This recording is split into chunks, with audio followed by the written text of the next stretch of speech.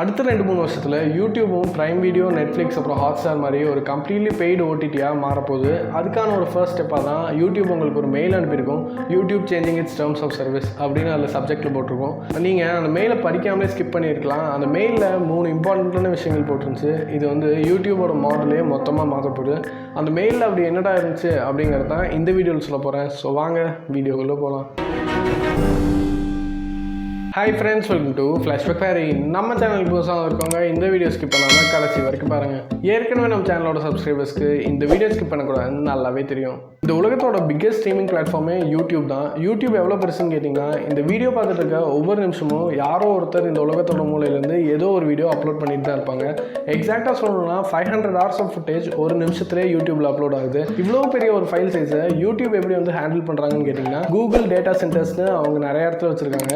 நமக்கு ஏஷியாவில் பக்கத்தில் இருக்குது, சிங்கப்பூரில் ஒரு இடத்துல இருக்குது. இந்த இடத்துல ஒரு 400,000 டிபி, அதாவது நம்ம யூஸ் பண்ணுறதுலாம் ஜிபியில் இருந்துச்சுன்னா, இவங்க வந்து 400,000 டிபி சைஸ்க்கு வந்து ஒரு சர்வர் வச்சுருக்காங்க. அங்கே தான் வந்து நம்ம போடுற யூடியூப் வீடியோ எல்லாம் சேவ் ஆகிட்டே இருக்குது. இது மட்டும் இல்லாமல் யூடியூப்பில் ஒரு சேனலாக நீங்கள் ரெக்கக்னைஸ் ஆகணும்னா 5 சப்ஸ்கிரைபர்ஸ்க்கு மேலே வச்சுருக்கணும். அந்த மாதிரி 5 சப்ஸ்கிரைபருக்கு மேலே வச்சுருக்க சேனல்லே ஓவர் 8.1 crores இருக்குது. நம்ம தமிழ்நாடோட பாப்புலேஷனே 7.5 crores தான். அதை விட யூடியூப்பில் சேனல் வச்சுக்கோங்க அதிகமாக இருக்காங்கிறது ஒரு இன்ட்ரெஸ்டிங்கான ஃபேக்ட். இந்த 8.1 crores ரஃப்லி 1.9 crores, அதாவது ஒரு 20% பீப்புள் தான் வந்து மானிட்டைஸ் ஆயிருக்காங்க. மானிட்டைஸ் ஆகிறதுனா என்னன்னு இன்னும் கொஞ்சம் நேரத்தில் சொல்கிறேன். இந்த மெயிலில் 3 இம்பார்ட்டண்ட்டான விஷயங்கள் சொன்னாங்கன்னு சொன்னால, அதில் ஃபஸ்ட்டு வந்து ஃபேஷியல் ரெக்கக்னிஷன் ரெஸ்ட்ரிக்ஷன்.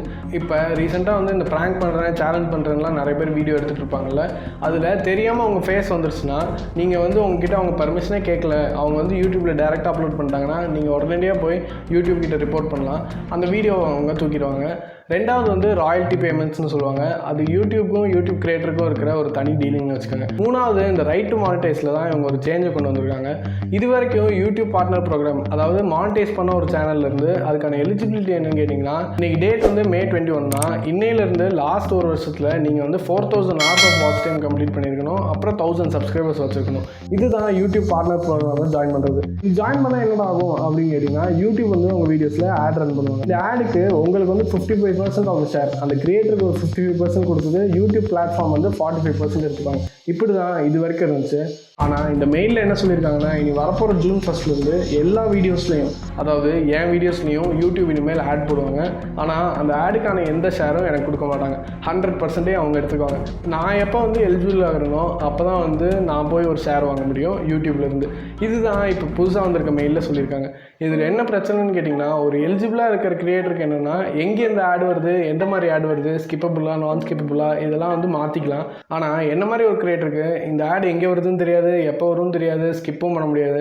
ஆடு பாடு ஓடும், அதுலேருந்து எனக்கு காசும் வராது. இப்போ யூடியூப் எதுக்கு எல்லா வீடியோஸ்லையும் ஆட் போடுறாங்கன்னு கேட்டிங்கன்னா, 2020 கொரோனா லாக்டவுனால் ஏற்கனவே வந்து யூடியூபுக்கு லாஸ் ஆயிடுச்சோம்னா, அது மட்டும் இல்லாமல் யூடியூப் நிறைய சேனல்ஸ் வேறு ஓப்பன் பண்ணிட்டாங்க.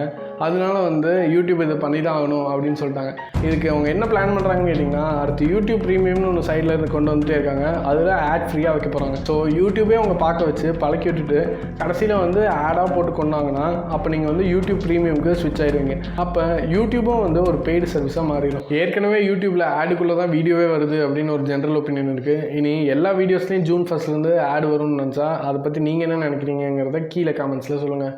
ஸோ நான் உங்ககிட்ட இருந்து கேட்குற ஒரே ஒரு ரிக்வெஸ்ட் என்னன்னு கேட்டிங்கன்னா, இனி June 1 என் வீடியோஸில் எங்கேயாவது ஆட் வந்துச்சுன்னா கடுப்பாகி கிளம்பி போயிடாமல் அந்த வீடியோ கடைசி வரைக்கும் பாருங்கள். என் சைடில் இருந்து நான் போடுற ஒவ்வொரு வீடியோலையும் உங்களுக்கு ஏதாவது புதுசாக சொல்ல நான் கண்டிப்பாக ட்ரை பண்ணுறேன். இந்த ஒரு டீலிங்கை நம்ம மெயின்டைன் பண்ணிகிட்டே இருப்போம். இதே மாதிரி பிட்காயின்ஸ் எப்படி வேலை செய்யுதுன்னு தெரிஞ்சுக்கணும்னா இங்கே கிளிக் பண்ணுங்கள். உலகத்தில் இருக்க டைம் ஜோன்ஸ் எப்படி வேலை செய்யுதுன்னு தெரிஞ்சுக்கணும்னா இங்கே கிளிக் பண்ணுங்கள். இந்த மாதிரி இன்னும் பல இன்ட்ரெஸ்டிங்கான ஃபேக்ட்ஸ் தெரிஞ்சுக்கணும்னா ஃப்ளாஷ்பேக் ஃபேரிக்கு சப்ஸ்கிரைப் பண்ணிட்டு அந்த பெல் ஐக்கானுக்கு ஆளுக்கு மாற்றி விட்டுருங்க.